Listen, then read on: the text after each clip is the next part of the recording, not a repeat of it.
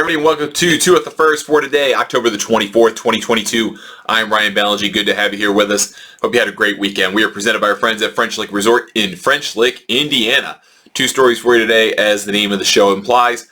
We had a great weekend of tournaments between the PGA Tour, between the Golf Open on the DP World Tour. Steve Alker won again on the PGA Tour Champions, and Lydia Ko won in the country where she's born, South Korea, to get to number 3 in the world, in which she is dubbed her most consistent and perhaps her best season. So lots that happened over the course of the weekend. Obviously, the number one story is the new number 1 in the world. That is Rory McIlroy. He won the CJ Cup in South Carolina at Congaree Golf Club over the weekend in Ridgeland, which is actually not too far from Paris Island, which I thought was kind of interesting, and it was worth watching. It was a really good tournament. Really liked the golf course. The Fazio design really stood out for me. Obviously, they didn't have any rough to it, at least as you kind of understand it. Sandy areas everywhere. You could ground your club in the hazards in the sand, which made it kind of interesting. The par 3s were demanding, drivable 4s, tough long 4s, long 5s. Really all about the angles and how much you're willing to try to cut off. Well, turns out the best golfer in the world is also the best driver of the golf ball in the world, and he could take some of the most aggressive angles of anybody in the field, and he did those with tremendous amounts of accuracy, and that was good enough to win the golf tournament by one shot. Really, it was tight throughout the final day. Tommy Fleetwood came up in the leaderboard, had a great final 3 rounds. If he had not played the first round, probably would have had a good chance to win the golf tournament. You had Kurt Kitayama, who tends to start fast, and when he tends to start fast, he tends to stick around. He's become a pretty sticky player to get rid of on the weekends when he gets close to a leaderboard. John Rahm had to deal with him earlier in the year in Mexico, now here again in Congaree. And I think he's got 3 top 3 finishes now on the PGA Tour, so starting to kind of figure out how to hang around, and that he can hang around. I mean, his short game is phenomenal, and just a really a player that's getting it put together. A guy who figured it out on the DP World Tour when it was the European Tour, now starting to figure it out on the PGA Tour. Cool to see that progression for him. But ultimately, McIlroy was the superior player. Birdied 3 holes in a row on the back, gave him the cushion that he needed to be able to bogey the last 2 holes to win by a shot. It looked like he was going to win by 2, maybe 3. Coming to the last, he had a putt for birdie, although it was relatively lengthy, on the final hole, and instead of just kind of cozying up and making it, I mean, he banged it 8-10 feet by, and I guess he figured he was not counting on Kurt Kitayama to make his birdie putt, to make his par putt worth something. Ultimately, Kitayama missed his birdie putt. Rory could 2-putt from 8 feet, make bogey, win the whole thing. Now, obviously, one part of this is he's won 23 times on the PGA Tour. He has successfully defended this title. He won it last year at Summit Golf Club in Las Vegas. Now he goes across the country, wins at, I wouldn't say quite a different golf course, but in a lot of ways a different golf course, desert golf to low country golf, but both were really defined by having a lot of space to play, but you needed to have a lot of confidence to be able to take particular angles and really take advantage of big putting surfaces that were not as big as they seem once you actually got to the true hitting areas. And McIlroy just mastered that kind of golf course. I mean, if we played majors on these kinds of courses, McIlroy would have probably won one of these by now. But now he's number 1 in the world again for the 9th time in his career, excuse me. And for the first time since 2020, he is the number 1 player in the official World Golf Ranking. That's obviously a big deal. And McIlroy talked about that. He was asked about that. Todd Lewis, who did the interview after the tournament was over, I really enjoy Todd Lewis's work, because when he asks players questions, he asks them respectful questions, which is kind of part of it, but he's willing to challenge them, and he's willing to ask them something difficult to answer easily and wait for the answer and let the player figure it out. He's not insulting their intelligence. He's not fluffing them up. I really like his work. I wish he did more of that kind of thing, actually, during the tournament coverage, if the Golf Channel folks are listening and care. But he asked some great questions of McIlroy, particularly around being number 1 in the world, and obviously his involvement being one of the public faces of the PGA Tour response to LIV Golf, and how the PGA Tour has changed, and obviously what he's architected behind the scenes with Tiger and others, the star players who have kind of come with these elevated events, all of this stuff. He's obviously had some kind of hand in it. And McIlroy got emotional, and he said it means a lot to him to get back to this place. He's still always trying to figure out how to get better at golf, how to become a better golfer, how to get it better. And I mean, he's been amazing in the last calendar year. He won this tournament twice. He won the Tour Championship, won in Canada. What more do you want from the guy? Just been phenomenal over the last 12 months, and particularly the last 6 months, which he talked about. And interestingly enough, after the tournament, he was asked about his year, and a very interesting question. And McIlroy's response was, if you had told me 6 months ago, basically when he missed the cut on Friday at the Valero Texas Open, that 6 months later he would be number one in the world and where he is right now in this game, he said, I would have asked what you were smoking, and use those words, what you were smoking. And I tend to agree with him. I mean, he wasn't in a good place really at the first couple of months of the year. And then I think LIV started to kind of take shape. He started to take his response to it. And I'm not saying they're necessarily directly tied together, although I'm sure for him, having something to distract him away from trying to be a better performing golfer inside the ropes maybe did help him.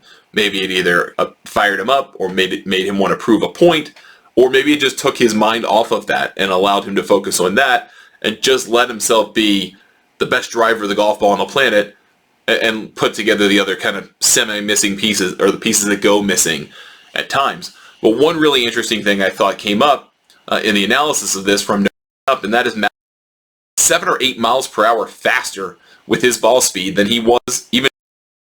And obviously he's not a big guy, but he is maxing himself out. He is out how to get the ball out even more and take advantage of his accuracy off the tee, which is elite, if not the best in the world. And I would submit he is the best driver of the golf planet. He's hitting it 360, 380 more when you've got that roll out. We had that at Con. Sets him up for shorter clubs and greens, gives him a better opportunity.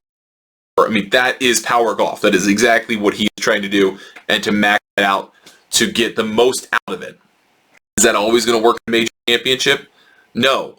But more often than not, it's going to work. And just for the sake of discussing, I looked at, we do modeling every week for our GNM members, and it's 30 if you're interested in that. But I bring it up today, modeling that we do every week. There's typically, maybe 6 to 10 players, depending on the field, that rank of 1 point. If you have 1 point, you are probably a superior player. You're one of the best players in the field. If you have 2 points, you are incredible. McIlroy had 2.4 this week. He was more than a point better than the next best player, basically. Which meant he was that superior in terms of long-term play, how much he gained strokes, how he does against this kind of competition.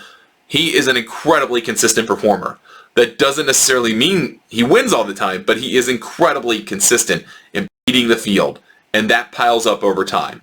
And he's on the right side of variance, and he's won 4 times in 20 years. It's remarkable. Number 1 in the world again. Now, I wanted to bring this up because we got this comment, or I saw this comment a bunch of different places. I got responses to this because I tweeted out that McIlroy had become number 1 in the world and was atop the official world golf ranking for the first time since 2020, and got this response, well, what about Cam Smith?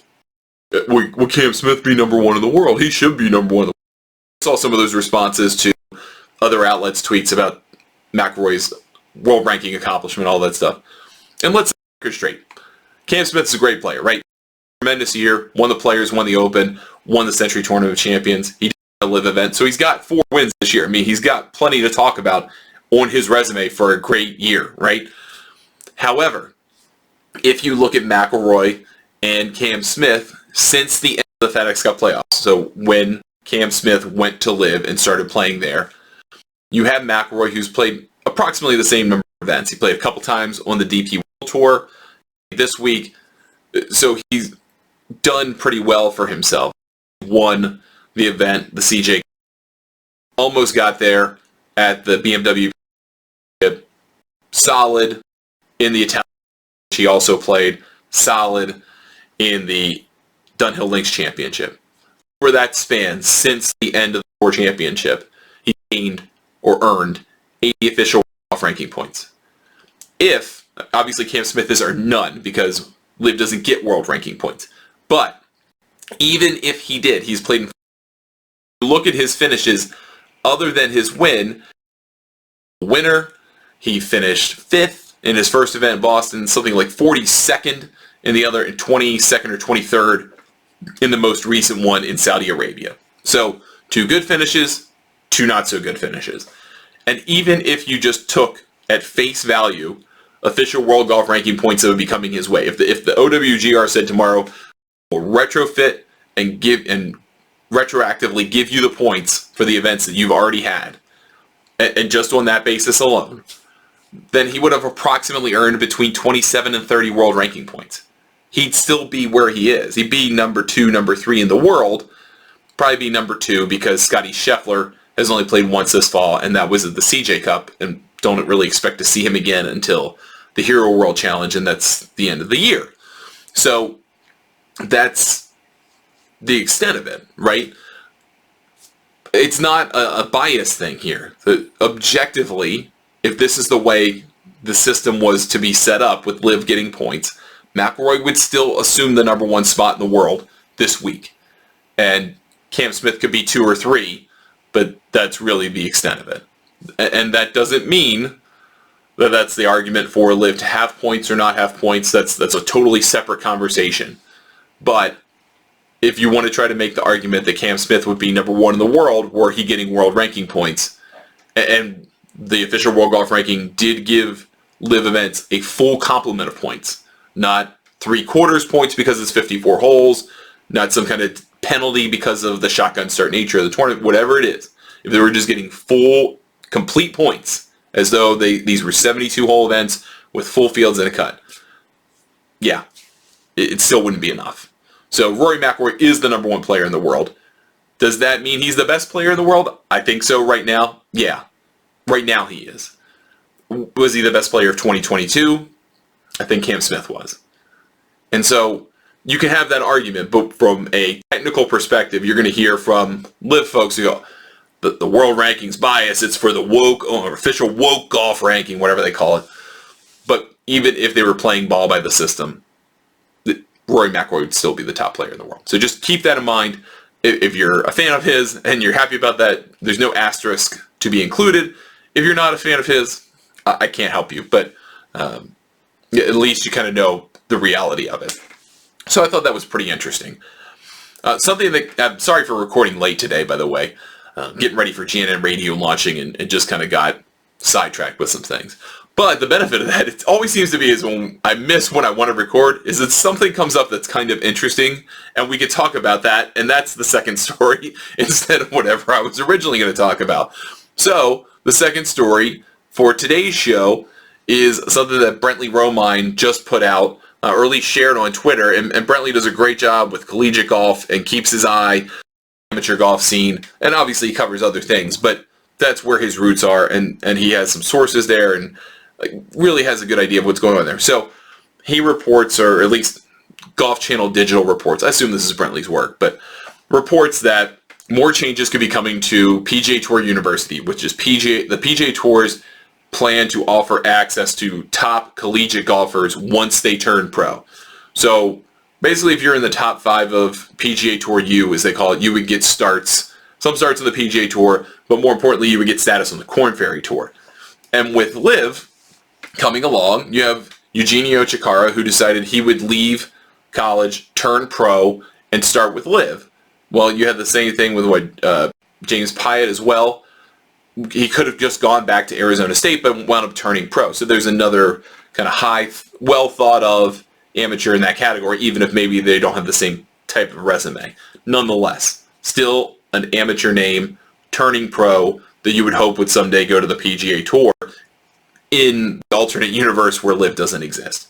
So knowing about those couple of names and what could be on the table and what was on the table for guys like Pearson Coody and others, you have to kind of do something to give top-ranked collegiate players an avenue directly to the PGA Tour instead of sending them to the Korn Ferry Tour and hoping that it all kind of works out in what is guaranteed now to be a multi-year process.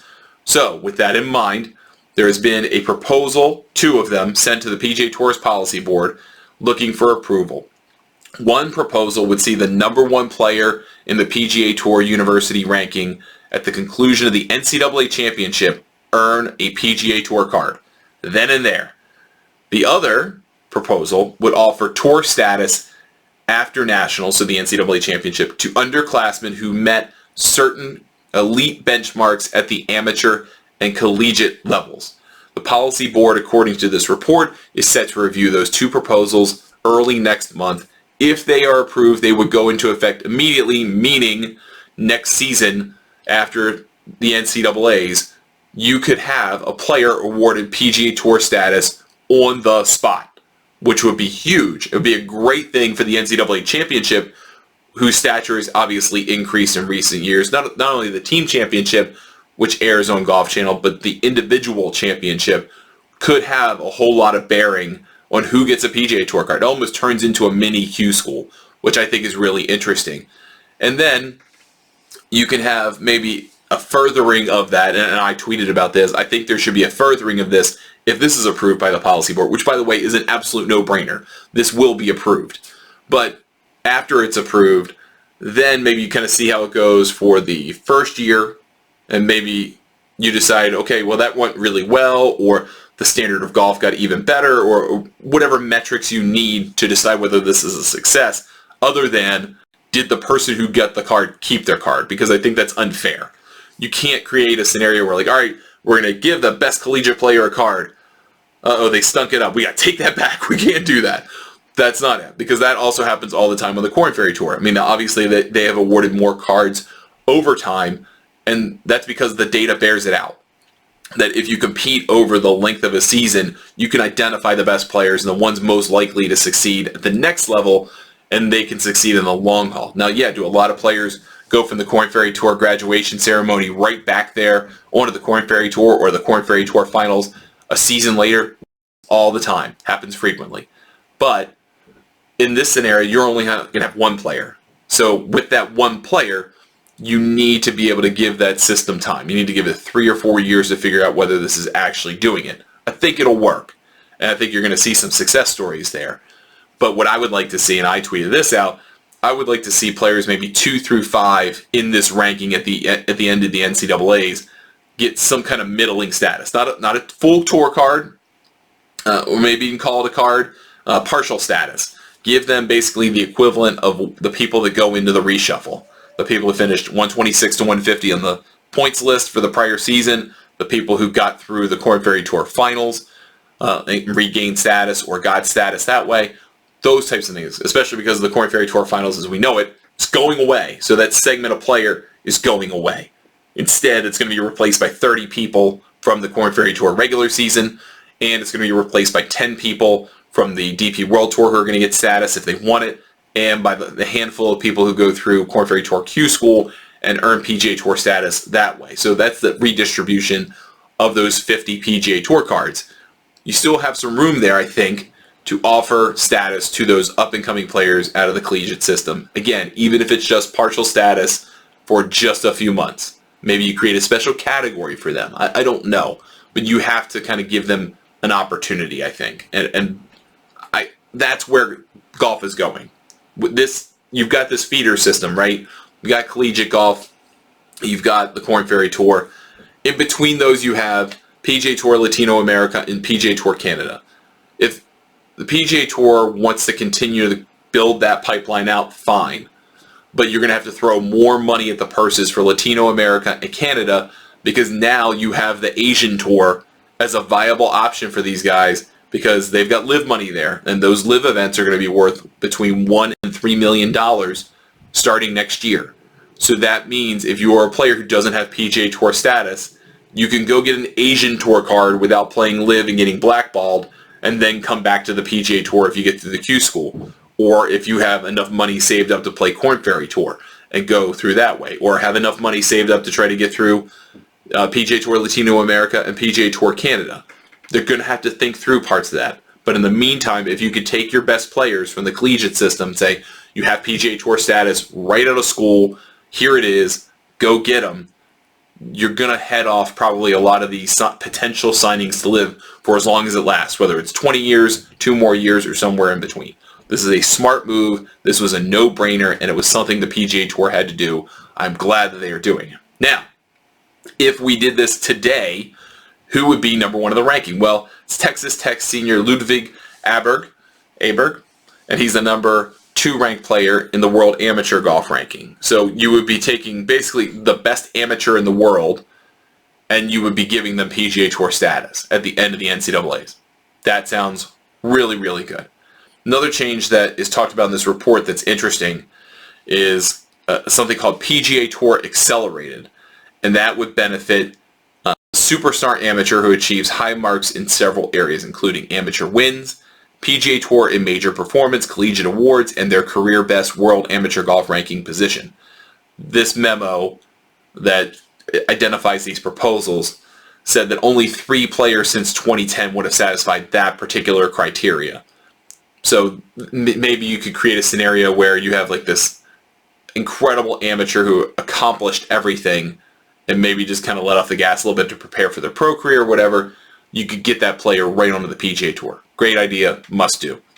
And then Brentley notes here that the PGA Tour University concept expanded over the summer and is going to offer conditional status to numbers 6 through 10 on this list through the Korn Ferry Tour, and then they're going to add the number of graduates from this list to 20 players. So they're going to get some opportunities to play on the Korn Ferry Tour. You can keep that number at 20, but I want to see 5 guys get PGA Tour status. 6 through 10 can get better or full Korn Ferry Tour status. 10 through 20, you still get the meat of the season to maybe earn a card. Give them starts through the rest of the season, because there are a lot of players by that point, May and June, you're kind of like right in, you're about to get to the meat of the season on the Korn Ferry Tour. Let those guys in, give them an opportunity to play, let them move right up to the PGA Tour, and let's see what happens. Inject young blood.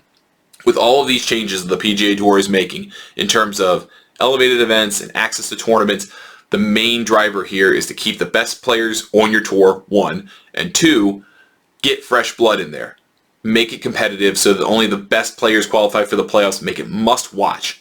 Well, the best way to get those next generation pipeline players into the PGA Tour is to accelerate their status to the PGA Tour.